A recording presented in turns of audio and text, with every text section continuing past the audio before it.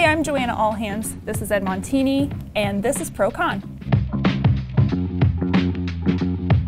Today we're talking about, there's a bill in the Arizona legislature that a Native American has introduced to outlaw the use of the word Redskins at University of Phoenix Stadium. Good? Bad idea? What do you think?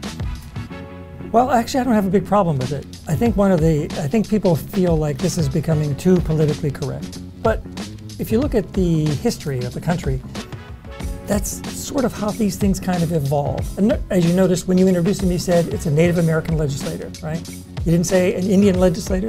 You didn't say a Redskin, right? You said a Native American legislator. Right. And that's because that's what we call people who are Native Americans these days. No more so than you would call a black legislator, an African American legislator, a Negro legislator anymore. Well, these things are evolving. And so if I were in this legislator's position, I think I'd be introducing the same kind of bill.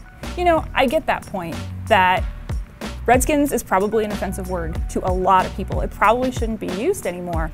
But what about the First Amendment implications of all of this? I mean, well, it wouldn't be because what he's suggesting is this only would occur. We'd only not use these designations in a taxpayer-funded institution, so it wouldn't be on the big scoreboard at the stadium and stuff like that. But everybody walking into the stadium, you could still wear your Redskins jersey. You could still, you know, and it wouldn't inhibit anybody in their speech from saying one thing or another, whatever they chose to.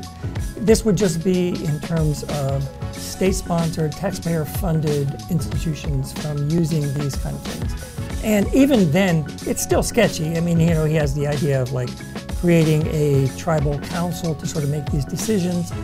Yes, it's... How do they become the arbiters? But see, there is no rule for that, because we have the same problem. Like, I'm sure that my family would be upset if suddenly there were a football team out of Pennsylvania called the Pittsburgh Mafioso, right? We wouldn't be too keen on that idea, and people would say, oh, that's just a little friendly thing. Yeah. No, it wouldn't be necessarily, right? So you do have to go to the very people who would be most offended to sort of serve as your arbiter in this kind of thing.